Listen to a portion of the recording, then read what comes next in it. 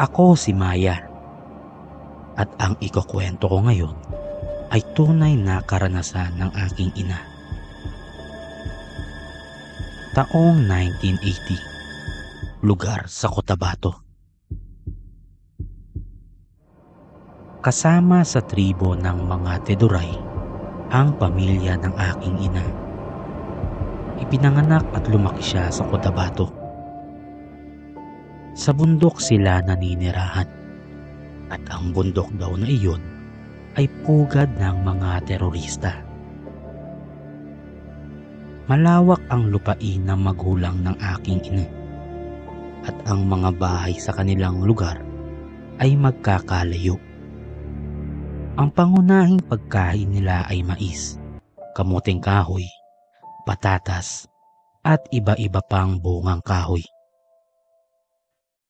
Ang sabi sa akin ng aking ina, nasa lahi raw kami ng mga mangkukulam. Ang katangiang iyon ay napapasa raw sa kada ikatlong henerasyon. Sa makatuwid, pagkatapos ng aking lola, sa linya ko at ng aking mga pinsan, maaaring ipamana ang pagiging mangkukulam. Ang kwentong ibinahagi ng aking ina ay tungkol sa kababaryo nilang nagnakaw ng mais sa taniman ng aking lolo. Isang hapon, nakita ng aking lola ano pumuslit itong si Torio sa taniman ng aking lolo. Bitbit nito ang isang sako ng mais na katatapos lamang niyang samsamin sa taniman. Agad naman itong kinompronta ng aking lola. Tinanong niya si Torio kung bakit siya naroroon at bakit niya sinamsam ang mga mais na kanilang tanim. Itinanggi naman ito ni Torio kahit na halatado na siya ay nagsisinungaling. Ani ng aking lola, bakit ka may dalang mga mais kung wala naman kayong tanim niyan? At ano ang ginagawa mo dito sa loob ng aming taniman? Sa inis ng magnanakaw, sinagawa nito si lola. Nagmura pa ito ng makailang ulit bago umalis. Ayon sa aking ina, palalampasin na sana ito ni lola. Ngunit sumobra ito at nagawa pa siyang murahin. Dito na nagpasya si lola na gamitin kay Torio ang kanyang kaalaman. Ang tawag sa ginawa ng aking lola ay bulong o kilala din sa tawag na palipad hangin.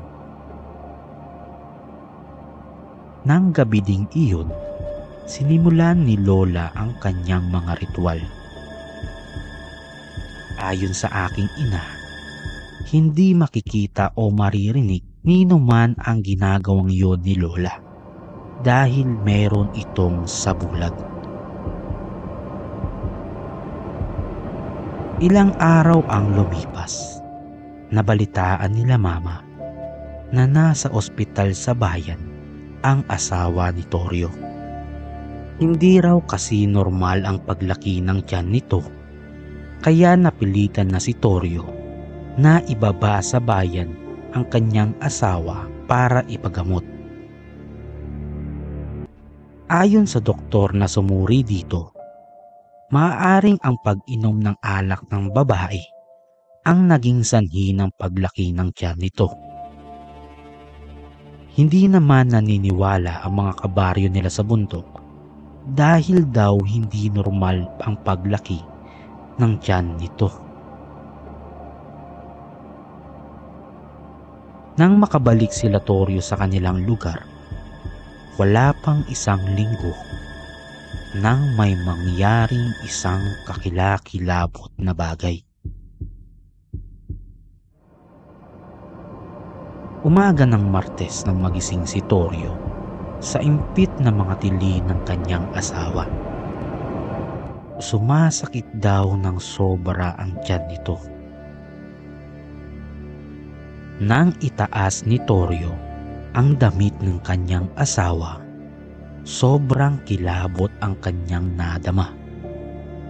Napansin niya kasing walang pati ng paglaki ng tiyan nito.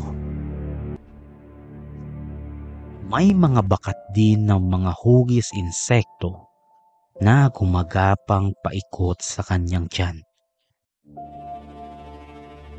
Isang malakas na sigaw ang pinakawalan ng babae nang tuluyang pumutok ang kanyang tiyan. Nang araw ding iyon ay nabalitaan nila mama ang mga pangyayaring iyon sa kabahayan ni Torio. Agad nila itong pinuntahan. Grabeng kilabot ang nadama ng aking ina nang makita niyang nagkalat sa buong kubo ang lasog-lasog na lamang loob ng asawa ni Torio. Alam ni Mama Lola ang may kagagawan ng pangyayaring iyon, kaya ganun na lamang ang takot niya kay Lola. Alam na alam niya kasi kung ano ang kaya nitong gawin. Sa ngayon nasa Cotabato pa rin kami nakatira, ngunit narito na kami sa syudad. Pumanaw na rin ang aking lola taong 2000.